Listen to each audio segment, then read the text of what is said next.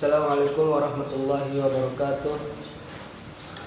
Alhamdulillahirabbil alamin wassalatu wassalamu ala asyrafil anbiya'i wal mursalin wa ala alihi wa ashabihi rasulillahi ajma'in. Perkenalkan, nama saya Noval Fadil Faris, Fakultas Usuluddin dengan prodi Akidah dan Filsafat Islam.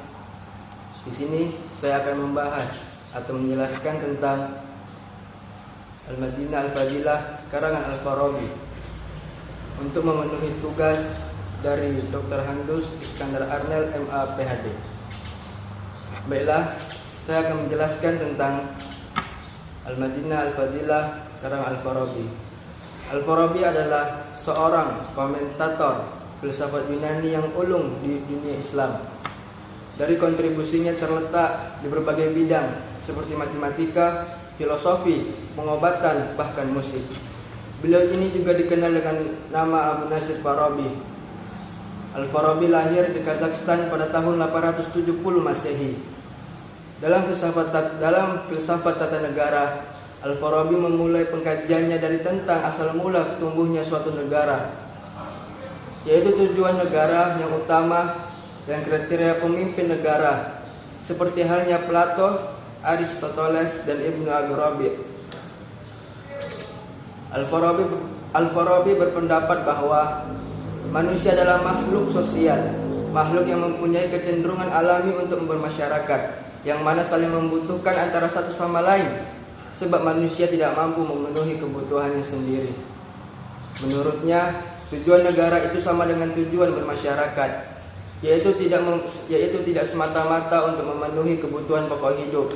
Tujuan negara juga untuk menghasilkan kelengkapan hidup yang akan memberikan manusia kebahagiaan, baik materi maupun spiritual, tidak saja di dunia, tetapi juga di akhirat. It's coffee time!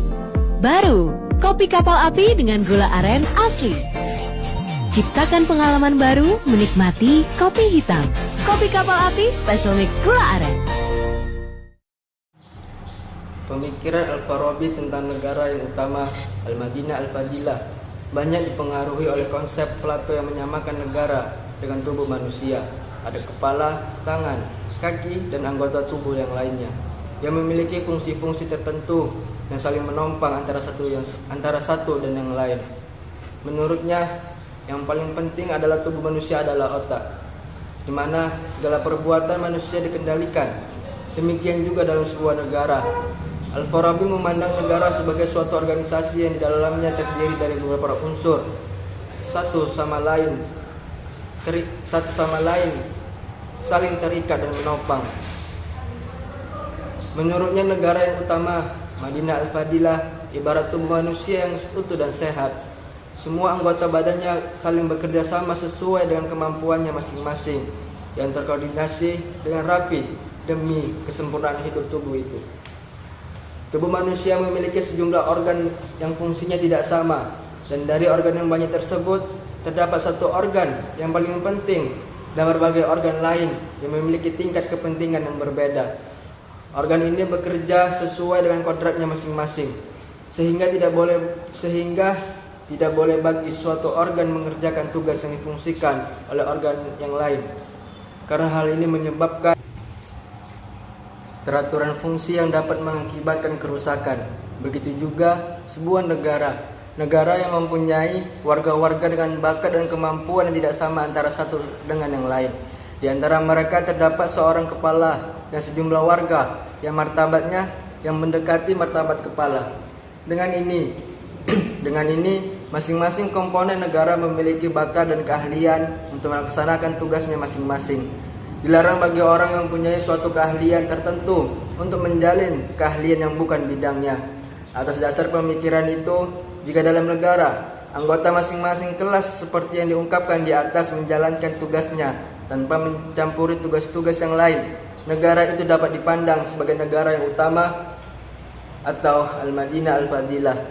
Jika tujuan negara yang utama, kebahagiaan, bentuknya, dan keseasrian terganggu, maka akan melahirkan 4 macam kemungkinan negara korup, yaitu negara kebodohan atau jahil, pembangkang, fasik, kota pembelot atau mutabaddilah, dan kota yang sesat. Jenis negara yang tidak baik dan syarat untuk kepemimpinan suatu negara. Al-Farabi mengatakan dalam konsep filsafat tata negara negara miliknya menyatakan bahwa negara yang tidak baik itu ada beberapa macam.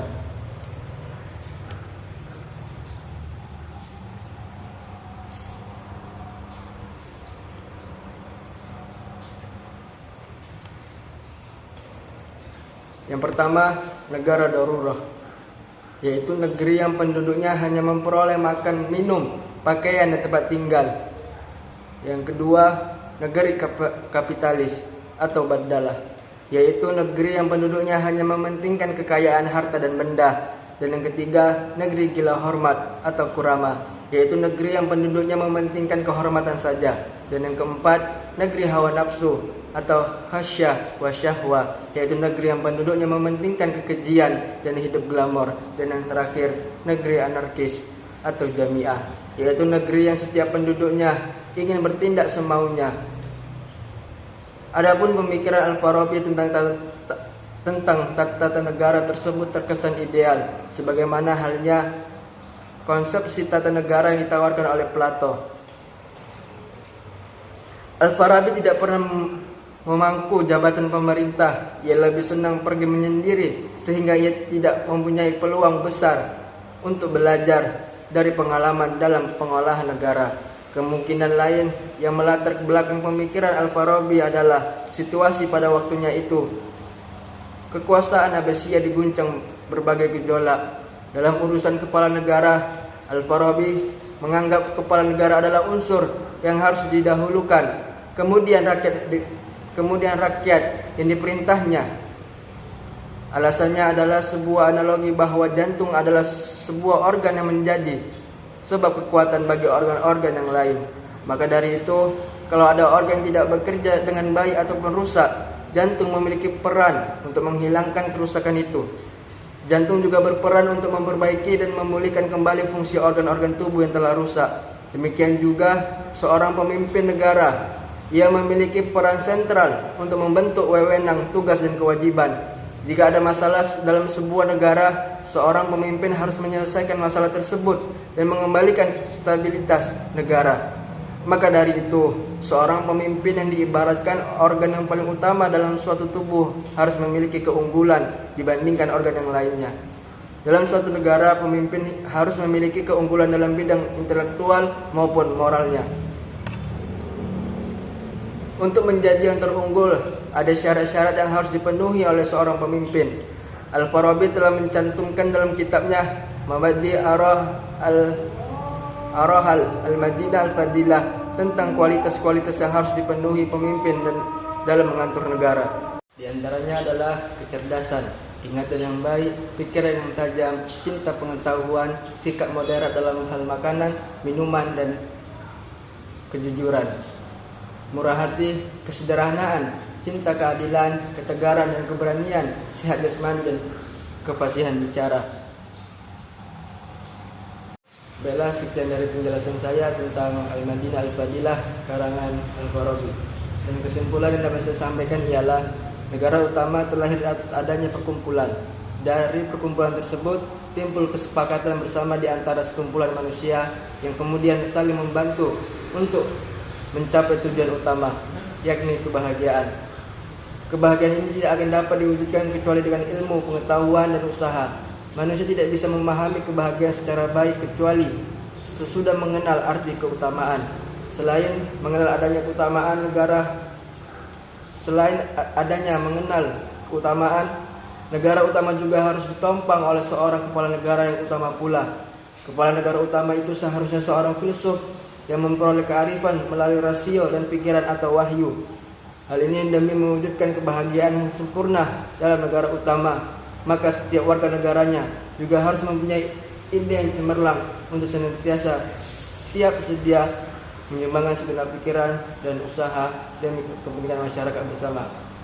Sekian dari saya. Wabillahi taufiq wal hidayah. Wassalamualaikum warahmatullahi wabarakatuh.